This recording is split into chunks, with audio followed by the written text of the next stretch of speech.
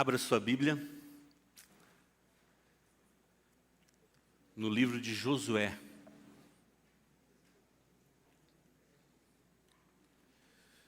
Josué capítulo 3. Josué capítulo 3, verso 5.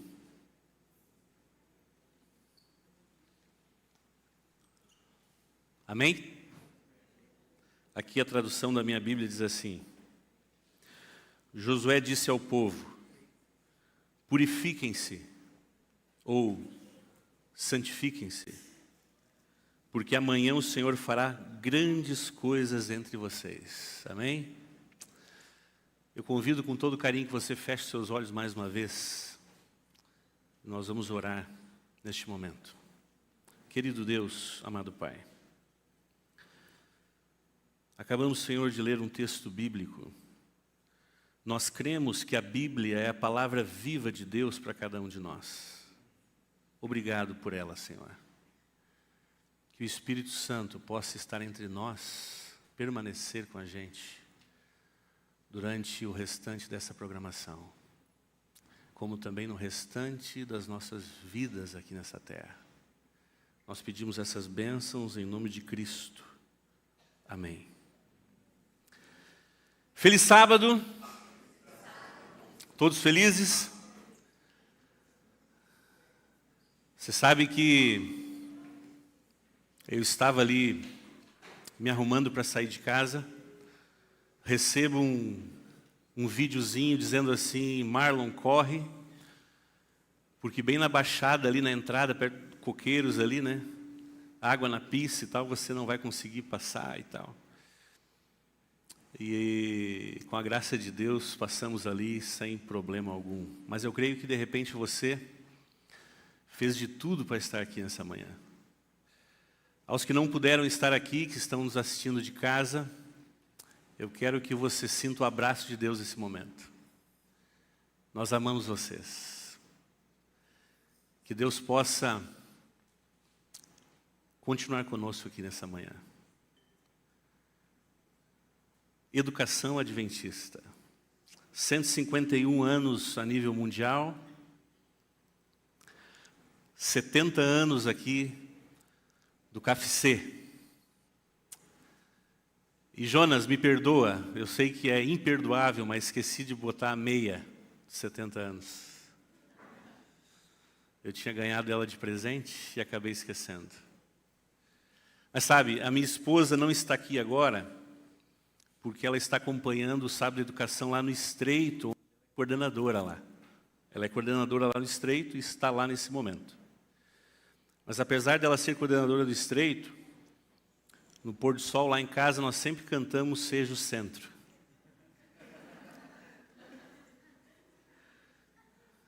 É uma brincadeira. Mas é uma boa realidade, né? Hoje nós fizemos parte aqui dessa igreja, nosso nome, tanto o meu quanto da minha esposa, está aqui neste lugar, um lugar onde nós encontramos grandes amigos das antigas e dos tempos atuais também. Então estamos felizes demais por fazer parte aqui desta igreja, que é uma igreja acolhedora, uma igreja que valoriza as crianças, os adolescentes, os jovens. Agradeço aqui publicamente a banda do Carbon, Júlia, Amandinha, já me acompanharam na semana passada. Esse casal maravilhoso que chegou aí também com a gente. Nosso pastor Vitor, a Lari, nosso orientador aqui também. O Nicolas, não estou vendo mais ele aqui, mas é o nosso batera, é o nosso baterista. Eu quero dizer uma coisa para vocês. Na semana passada eu tive o privilégio de estar numa outra igreja, e onde eu falei o seguinte: eu não lembro na Bíblia, não lembro, de Jesus ter dito assim, ó, sejam como os pastores, sejam como os líderes da igreja, sejam como os sacerdotes. Mas eu encontro claramente Jesus impondo as mãos, dizendo assim: sejam como as nossas crianças. Porque se vocês se tornarem como crianças, certamente herdarão céus. É a coisa mais importante que nós temos. Falo aqui para educadores, para pais. A coisa mais importante que nós temos são as nossas crianças. Nunca esqueçam disso. Quantos aqui trabalham no KFC? Professoras. Semana passada, estou na minha sala quando de repente entra o Cleiton. Cleiton, para quem não sabe, ele é o responsável pela área financeira na associação das 7 escolas ali. Ele é que fica incomodando os tesoureiros de cada escola. Ele entra na minha sala assim o mais rápido possível e diz assim: Marlon, sabe qual é a diferença de um professor e de uma massa de pão? Eu disse: não. Diz ele: é porque a massa de pão descansa.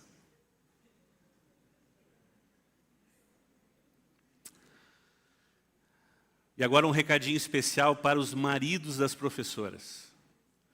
Quer ver a sua esposa feliz? Chegue em casa não com um buquê de flor, mas com um atestado. Brincadeira, Cláudia, coordenadora, eu sei que é difícil, a Egi também, substituição, só um momento aqui de descontração. Amigos, vamos lá? Acabamos de ler aqui, e Jonas, eu escolhi esse texto aqui, Jonas, porque eu quero fazer minhas as palavras de Josué.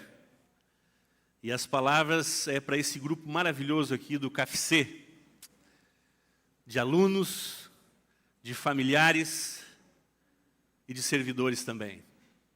Santifiquem-se, porque amanhã o Senhor fará maravilhas no meio de vocês. Gente, a educação adventista, ela tem crescido de uma maneira assim miraculosa. Há uns meses atrás, a nossa liderança a nível de divisão sul-americana, ela foi questionada em um grande evento que teve na cidade de São Paulo, por alguns concorrentes assim de renome no Brasil, onde eles chegaram e falaram assim, ó: nos deem o segredo, o porquê que a educação adventista não para de crescer. Por que em meio à pandemia nós continuamos crescendo? Por que a nível de União Sul-Brasileira nós estamos crescendo uma média de 10% ao ano de números de alunos? Por que na pandemia nós crescemos? Onde os concorrentes estavam perdendo aí a nível nacional 15%, 20% de alunos. Por que nós crescemos? Qual o segredo de vocês? E é interessante quando a gente tem a oportunidade de dizer assim: nós crescemos porque temos a bênção de Deus. Simples assim. E eu costumo dizer que nós crescemos para abençoar as pessoas também. Porque tem o porquê de nós crescermos, né? Qual o segredo do sucesso, que é Deus. Mas para que a gente cresce, né? É nada mais, nada menos que para abençoar também. E olha só, é uma educação que ela abençoa, e eu coloquei ali: Deus abençoa através de nós. Mas eu gostaria de acrescentar uma palavrinha ali: educação que abençoa. Deus, apesar de nós. Porque é incrível, porque a educação ela cresce apesar de mim, que sou falho e pecador. Porque é uma educação que ela foi planejada por Deus. Gênesis 12, versos de 1 a 3, você pode acompanhar na tela, diz assim: o Senhor disse a Abrão, mais tarde ele se tornaria Abraão: saia da sua terra, da sua parentela, da sua casa, do seu pai, e vá à terra que lhe mostrarei. Farei de você uma grande nação, e o abençoarei, e engrandecerei o seu nome. Seja uma bênção. Abençoarei aqueles o que abençoarem, e amaldiçoarei aqueles que o amaldiçoar. Em você serão benditas todas as famílias da terra. Tem um livro que eu gosto muito, um dos meus favoritos, de Ellen White, Ciência do Bom Viver. Olha o que ela diz ali: Deus deseja que cresçamos constantemente em santidade, felicidade e utilidade. Ele deseja que os jovens cultivem todas as faculdades do seu ser, exercitando ativamente cada uma delas. Deseja que desfrutem tudo que é útil, precioso nessa vida. Que sejam bons e façam o bem, depositando um tesouro celeste para a vida futura. Olha só, devem ter a ambição de ser excelentes em tudo que é útil, elevado e nobre. Contemplem eles a Cristo como um modelo segundo o qual devem ser moldados. A santa missão que Ele revelou em sua vida, devem eles nutrir. Qual é a ambição? É a ambição de tornar o mundo melhor por eles nele terem vivido. Tal é a obra a que são chamados. Amém? Tal é a obra a que são chamados. Nós estamos aqui com um probleminha técnico. Vou desligar aqui, desliguei aqui, Clauber, e vamos continuar aqui só com esse aqui mesmo. Essa é uma educação que abençoa e é isso que Deus deseja para os nossos jovens. Uma ambição de tornar o mundo melhor. Uma ambição de tornar esse mundo maravilhoso. Olha só, qual é o objetivo primário, né? Educação, página 30. O objetivo primordial da educação cristã, na escola, no lar, na igreja, é conduzir os jovens a um relacionamento salvífico com Jesus Cristo. Em outro momento, a escritora diz também que nós precisamos restaurar a imagem do Criador nos nossos adolescentes, nossos jovens, os pais também, os adultos, todas as pessoas que entram em contato com essa educação redentora. Mas de que forma nós conseguiremos fazer? Sabem, no último planejamento agora que tivemos da União Sul-Brasileira com relação ao qual a ênfase, o foco que nós teremos como igreja no próximo ano, 2024, por incrível que pareça, o tema central, o que nós vamos falar aqui do púlpito e falar nas nossas escolas, é sobre a palavra de Deus. Mas Marlon, falar sobre a palavra de Deus, isso não é óbvio? Sim. Mas nós estamos vivendo em momentos onde o teatro ele é muitas vezes superior à palavra de Deus. Dependendo da forma como nós apresentamos. Vivemos em uma realidade onde estão se construindo ou reconstruindo a Bíblia. Já ouviram falar na teologia da Bíblia sendo progressista? Isso tem chegado de forma clara, viva, aos nossos jovens. Estão sendo bombardeados com que, quem sabe, a palavra de Deus pode ser mudada. Mas como educação redentora, a única no mundo que é redentora, uma educação que vive a palavra de Deus, nós queremos cada vez mais estarmos arraigados nessa palavra que abençoa, nessa palavra que transforma, nessa palavra que vivifica, porque é a palavra de Deus vivo. Nem um tio e nem um Y mudará da lei do Senhor. Olha só o que diz no livro Educação, página 260. Uma coisa é considerar a Bíblia como um livro de boa instrução moral. E muitas vezes é isso que nós vemos hoje. O que se deva atender tanto quanto seja compatível com o espírito do tempo e nossa posição no mundo. Outra coisa é considerá-la como realmente é a palavra do Deus vivo. Palavra que é a nossa vida, que deve modelar as nossas ações, palavras e pensamentos. Ter a palavra de Deus como algo menos do que isso é rejeitá-la. E olha o que diz a última frase ali. Ó.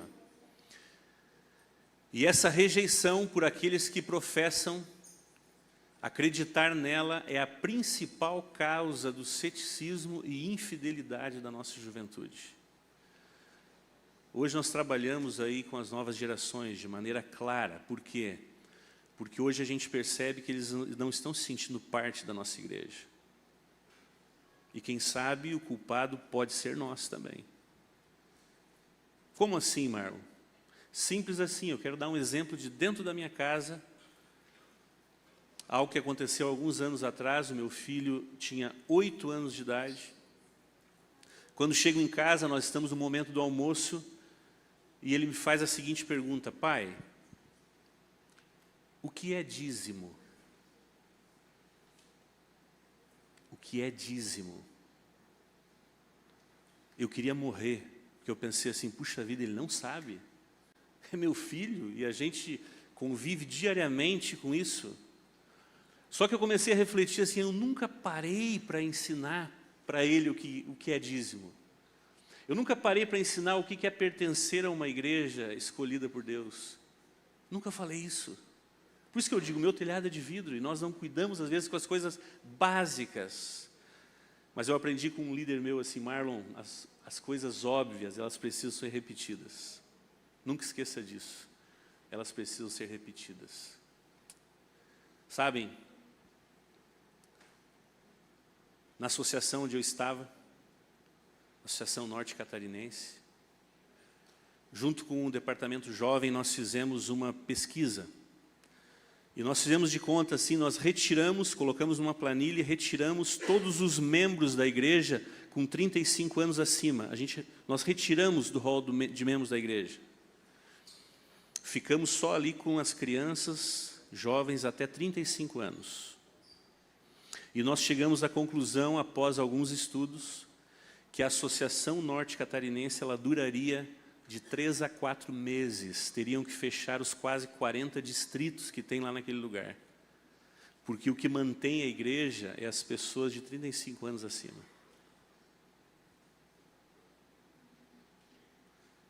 E por que isso? Falta de senso de pertencimento. Então, quando eu chego numa igreja onde eu percebo que não diminuem a atenção às crianças, a música das crianças, a chamar as crianças aqui na frente, a cantar junto aqui do jeitinho delas, a pregarem aqui nas quartas-feiras, ou quem sabe outros dias da semana, porque não no sábado. As crianças, elas não são, gente, o futuro da igreja, elas são o presente da igreja. Há quem diga que nós estamos aí a uma geração de fechar as portas, se nós não nos atentarmos para isso. Fugi um pouquinho aqui do tema, mas eu achei interessante passar esse recado aqui para vocês, e essa súplica que é: amem as nossas crianças. Amem. Amem esse departamento. Abra sua Bíblia agora, Gênesis 22, versos de 1 a 13.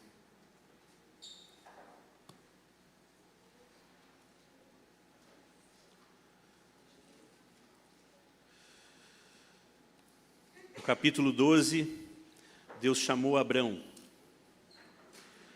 E no capítulo 22, Deus pôs a Abraão a maior prova da vida dele. E por que, Marlon, você escolheu esse texto para hoje, sábado pela manhã, onde nós estamos aqui comemorando o sábado da educação? Simples assim, porque esse texto ele traz algumas lições para a gente de um verdadeiro educador, de um verdadeiro pai, de um verdadeiro líder.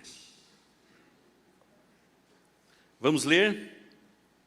Gênesis 22, versos de 1 a 13, diz assim: algum tempo depois, Deus pôs Abraão à prova. Deus o chamou pelo nome e ele respondeu: estou aqui. Então Deus disse: pegue agora Isaque, o seu filho, o seu único filho, a quem você tanto ama, e vá até a terra de Moriá. Ali, na montanha que eu lhe mostrar, queime o seu filho como sacrifício. No dia seguinte, Abraão se levantou de madrugada, arreou o seu jumento, cortou lenha para o sacrifício e saiu para o lugar que Deus havia indicado. Isaque e os 2 empregados foram juntos com ele. No terceiro dia, Abraão viu o lugar de longe, então disse aos empregados: fiquem aqui com o jumento, eu e o menino, vamos ali adiante para adorar a Deus, e daqui a pouco nós voltamos. Abraão pegou a lenha para o sacrifício e pôs nos ombros de Isaque. Pegou uma faca, fogo, e os 2 foram andando juntos. Daí a pouco o menino disse: pai. Abraão respondeu: o que foi, meu filho? Isaque perguntou: nós temos a lenha e o fogo, onde está o carneirinho para o sacrifício? Abraão respondeu: Deus dará o que for preciso, ele vai arranjar um carneirinho para o sacrifício, meu filho. E continuaram a caminhar juntos. Quando chegaram ao lugar onde Deus havia indicado, Abraão fez um altar. Arrumou Isaque e colocou sobre o altar em cima da lenha. Em seguida pegou a faca para matá-lo.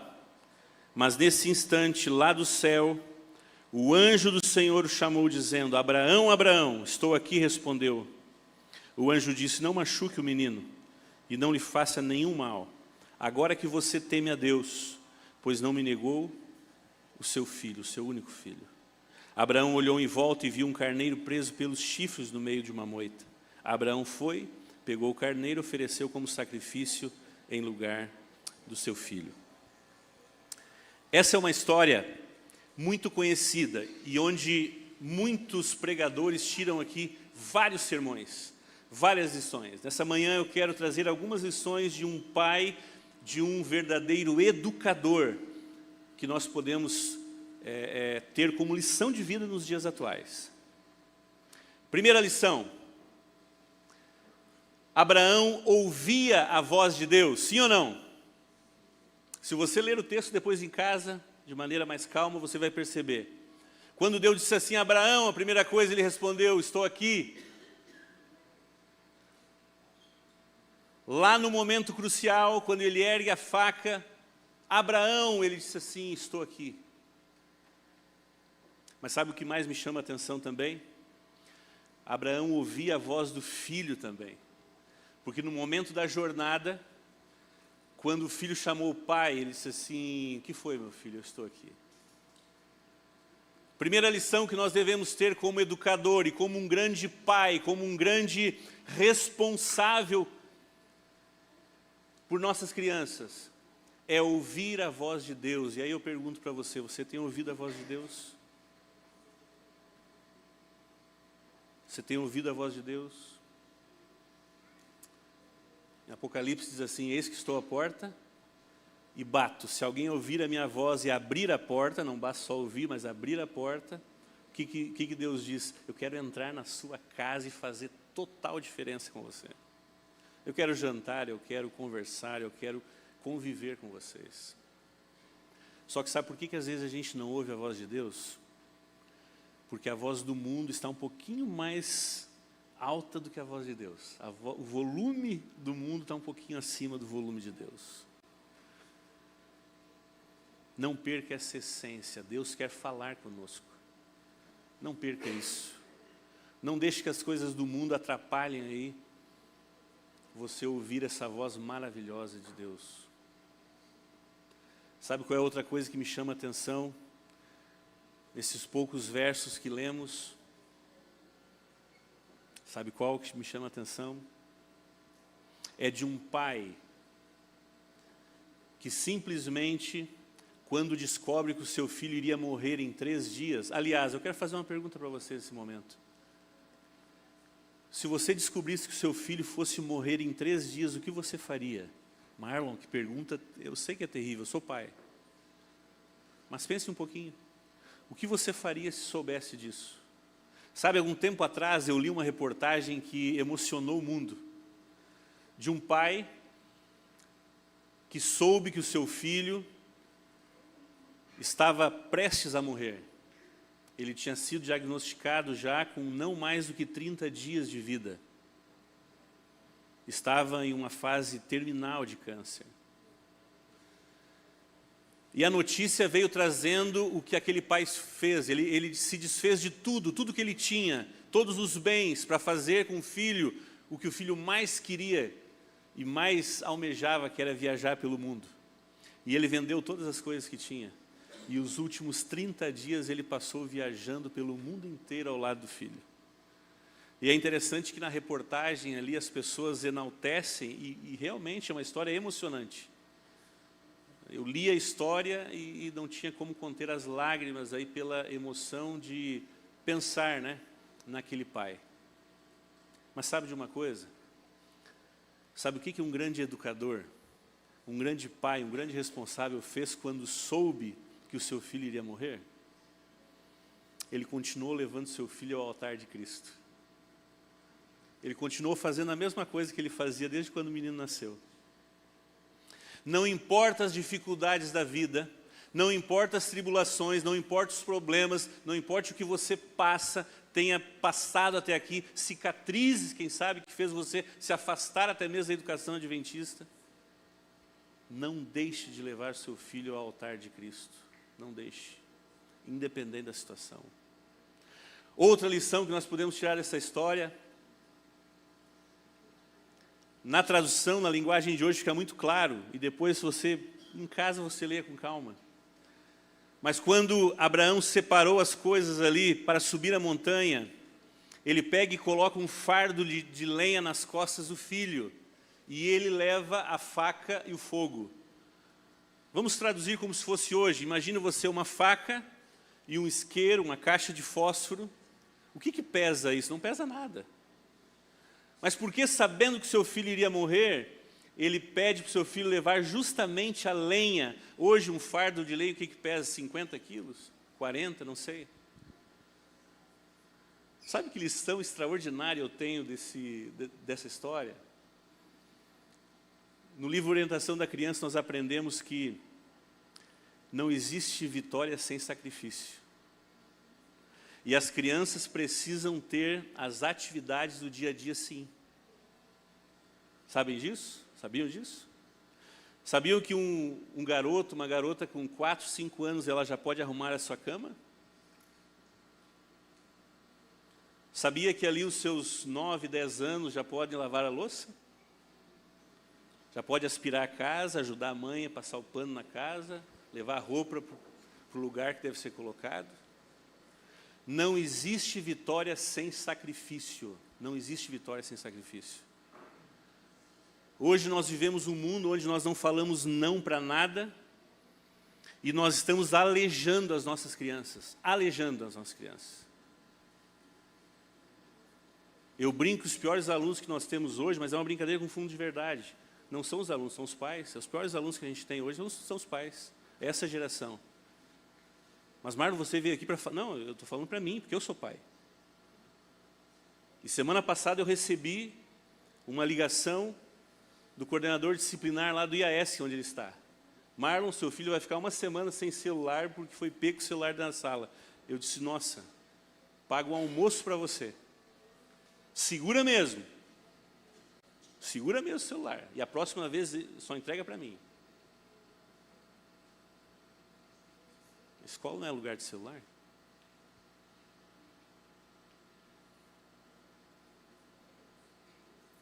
Agora vem a última lição. Rapidamente, para a gente encerrar o sermão dessa manhã. A última lição que mais me chama a atenção dessa história é que quando a gente analisa assim, ó, lenha, faca e fogo. Eu quero perguntar uma coisa para vocês. Lenha mata? A lenha em si mata? Não. É pesado? É pesado. É um fardo? É um fardo. É subir uma montanha? É subir uma montanha. Mas mata? Não. Não. Fogo mata? Fogo mata. Faca mata ou não mata? Sabe o que essa história ela diz para mim e para você, como pais e educadores? O controle das coisas que mata, isso sim precisa ficar na nossa mão. Os controles da coisa que destrói, precisa ficar na nossa mão. Sabe o que Ellen White fala em Patriarcas e Profetas? Eu vou trazer aqui numa linguagem de hoje. Preste atenção. Se o seu filho se envolver com drogas, mas ele, ao se envolver com as drogas, foi porque ele teve uma negligência da sua parte na infância. Você é tão culpado quanto ele, você sabia disso? Você sabia que se seu filho se tornar um adúltero, se ele se tornar um adúltero, mas talvez por algum motivo, por coisas que ele viu em momentos que não era para ver, você sabia que você será tão culpado quanto ele?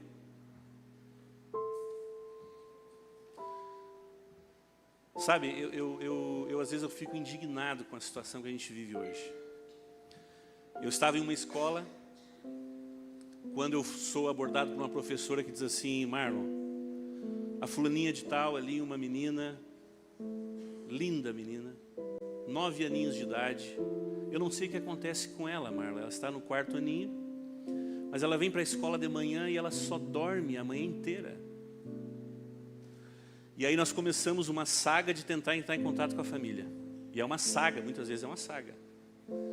E a gente não conseguia, até que por fim conseguimos marcar uma reunião com a família, o pai e a mãe. Enfim, chegou o grande dia, entraram na minha sala e começamos a conversar. Eu questionei, né? Eu digo, olha, eu gostaria de saber um pouquinho a rotina de vocês, porque a sua filha está sendo prejudicada. Porque eu percebo que não é nem vontade dela, mas é que ela tem muito sono. O senhor pode passar um pouquinho a rotina aí, porque nós queremos ajudar com a educação adventista. Aí sabe o que eu tive que ouvir de pai? O pai olhou nos meus olhos e disse assim, professor, é que o senhor sabe como é, né? Hoje a gente tem que dar liberdade para os nossos filhos. E eu já sei por que ela quer dormir até tarde pela manhã, porque eu percebo do meu quarto, ela tem internet lá no quarto dela, e eu percebo, às vezes 3, 4, 5 da manhã, eu percebo que ela está na internet, no quarto dela. Mas o senhor sabe, né, professor, a gente não pode, a gente tem que dar liberdade para os filhos hoje, né? Eu confesso para vocês, assim, que a vontade que eu tinha era grudar pelo pescoço, na hora, assim, ó. Eu digo, não, mas eu sou de Jesus, eu sou de Jesus. E ali a gente pôde conversar um pouquinho, digo, pai, você está errado, pai. As coisas que matam precisam ficar no nosso controle, pais. Você precisa ter a senha do celular do seu filho. Você precisa ter a senha. Ah, o computador está lá em casa, ah, tem um computador. Hoje em dia, o computador é o telefone, é pior ainda, né? Mas se ainda tem o computador, que o computador fique de frente para a sala, que todo mundo possa ver o que está acontecendo. Isso está destruindo as nossas famílias, gente. Está destruindo as nossas famílias. Só que hoje a gente percebe uma inversão de valores, né? Hoje eu não vou pedir para arrumar a cama, porque ele é muito novinho para arrumar a cama, mas ele não é novinho para ficar na internet. E aí as coisas que matam, as coisas que destroem, ficam nas mãos dos filhos. Eu quero chamar a atenção de vocês essa manhã. Nós, como pais, precisamos nos atentar para isso. Orem pelos seus filhos. Orem dia a dia, orem pela madrugada, orem à noite, orem ao levantar. Gente, e eu vou dizer uma coisa assim, ó. Eu achei que os problemas eram só quando eles eram pequenininhos. Mas quanto mais cresce, os problemas vão aumentando ainda, a proporção é maior. E hoje nós somos questionados assim, quem tem filho jovem, hoje nós somos questionados assim, mas pai, o que tem? Ah, o que tem sexta-noite? Mas só entendeu? Satanás, ele é astuto. Hoje nós não vemos mais grandes problemas assim, ah, o filho do fulano de tal fez isso, não. Raramente a gente vê, mas sabe o que a gente vê diariamente é o seguinte, ó. Não, mas é só isso. O que tem? O que tem usar isso? O que tem passar um pouquinho ali do pôr do sol, as horas de sábado? O que tem? A Bíblia diz que o meu coração e o seu é enganoso e altamente corrupto. Todos nós. Imagine uma criança, um adolescente que está em formação ainda. E os estudiosos apresentam hoje, cientificamente falando, que hoje a adolescência está indo até os 25 anos de idade. Pela falta de preparo que nós pais estamos dando. Sabe, eu encerro nessa manhã, eu não quero ler o texto por causa do tempo, que já se esgotou. Eu quero falar um pouquinho de 2 textos assim que sempre me deixaram muito intrigados na Bíblia. Você depois abre a sua Bíblia na sua casa, Gênesis também, capítulo 4, verso 17, onde ali você vai ver a genealogia, os descendentes de Caim. E aí depois no capítulo 5 começa a descendência de Sete. Leia 4 versos 17 em diante, que é a descendência de Caim, e depois compare com a descendência de Sete. Sabe o que você vai perceber? Você vai perceber assim que na descendência de Caim nós temos os primeiros músicos, tops. Nós temos ali os fazendeiros, a nata da sociedade na época. Nós temos os ferreiros. A Bíblia ela apresenta detalhes da descendência de Caim. Os bambambam. E isso me incomodava, porque daí eu vou para a descendência de Sete, só diz assim, e viveu tantos anos, casou com tantos anos, teve filhos e filhas e morreu com tantos anos. E viveu tantos anos, teve filhos e filhas e morreu com tantos anos. E viveu, e morreu, e viveu, e morreu. E é uma leitura chata. É uma leitura chata. Porque a gente fica pensando assim, puxa vida, parece que não sai do lugar. Mas sabe de uma coisa? Não faz muitos anos. E o Espírito Santo falou no meu coração, Marlon, você não está entendendo. E o que eu quero dizer para você é o seguinte. Deus não está preocupado com as habilidades que você tem. Deus não quer saber se você prega bem, se você canta bem, se você é eloquente, se você... Deus não quer saber se você tem posses. Isso não estou dizendo que é errado, mas Deus não importa com nada do que você tenha. Principalmente porque os dons que vêm de Deus, se não for para glorificar Ele, não serve para nada. Deus não importa com o que você tem, com o que você é, com o grau de estudo que você tem. Mas no momento em que a gente pega ali a descendência de Sete, você e eu, nós percebemos o seguinte, que o que Deus quer é filhos e filhas. O que Deus quer é filhos e filhas. Nunca esqueçam disso. Mas Marlon, será que Deus quer eu também como pai? Quer. Mesmo com as minhas cicatrizes, mesmo com as suas cicatrizes. Sabe por quê? Porque Deus ama você. Você é a obra-prima da criação de Deus. Deus quer filhos e filhas. Eu apelo aqui nessa manhã,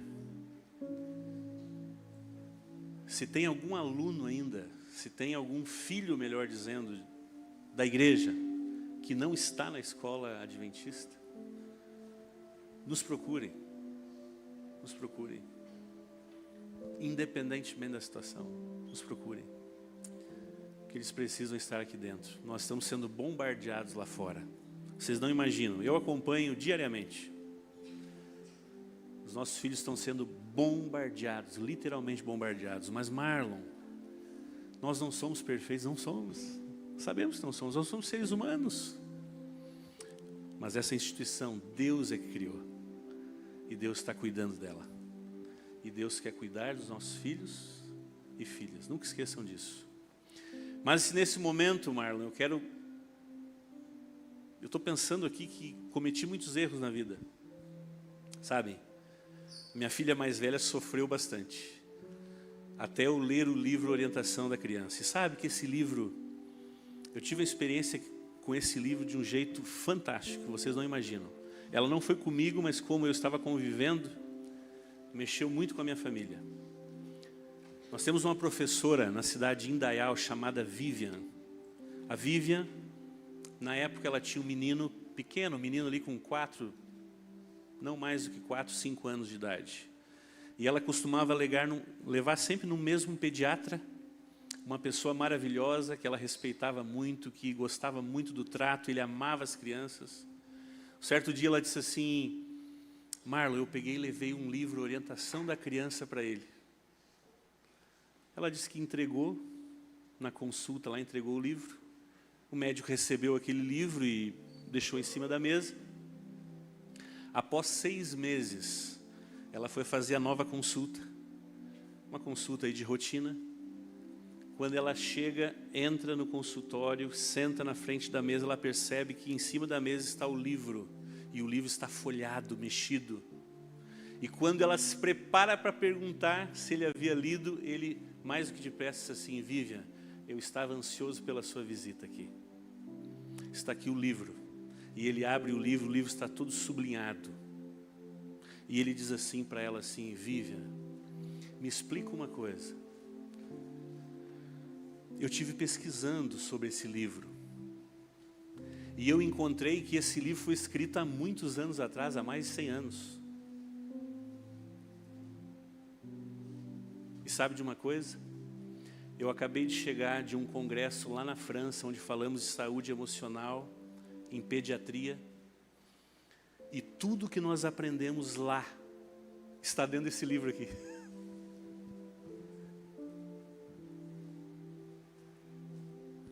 Nós temos tudo na mão.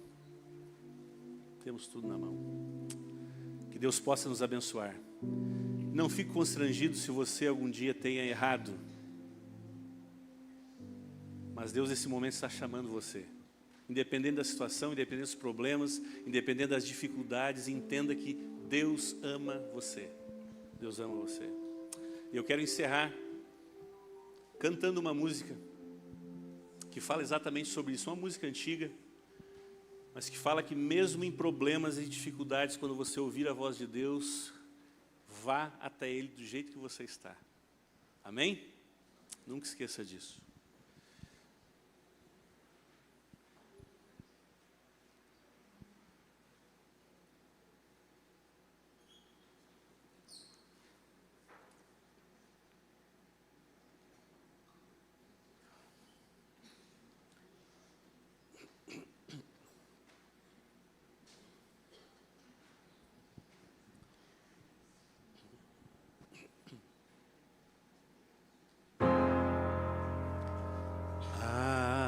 Tanto tempo eu ando triste, vivendo a vida por viver. Mas hoje eu vim a este templo,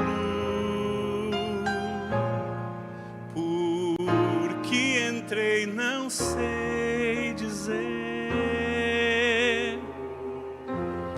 Sentei num banco ali no fundo,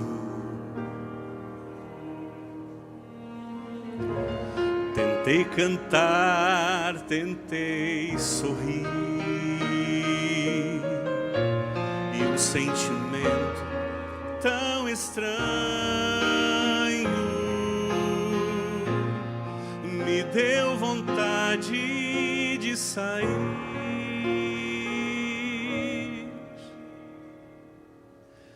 Foi quando tudo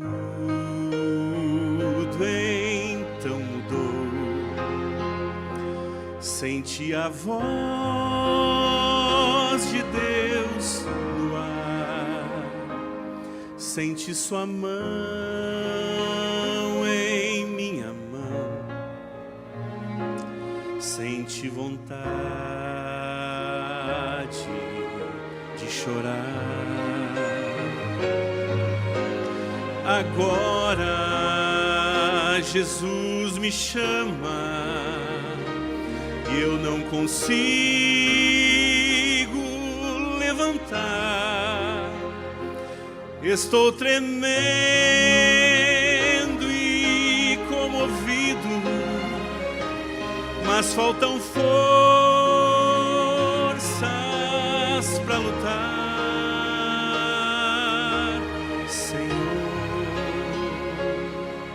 Estou tão fraco,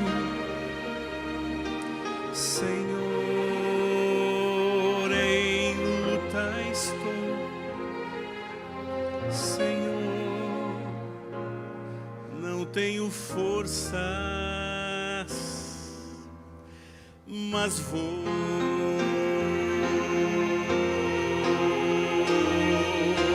Agora Jesus me chama e eu não consigo levantar. Estou tremendo e comovido, mas faltam forças para lutar. Senhor, estou tão fraco, Senhor, em luta estou, Senhor, não tenho forças, mas vou.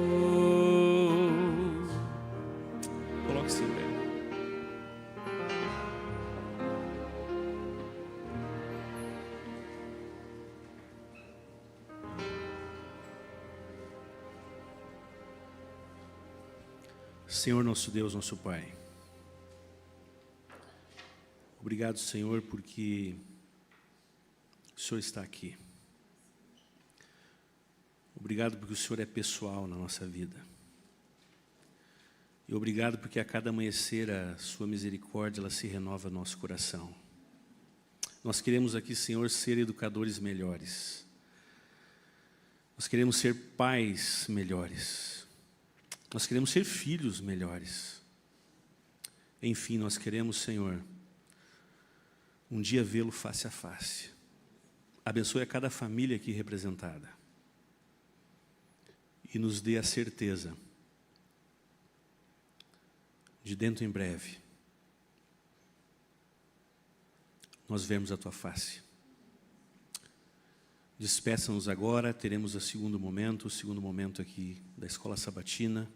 O Senhor continue conosco, nos abençoando e nos dando discernimento. Nós pedimos em nome de Jesus. Amém.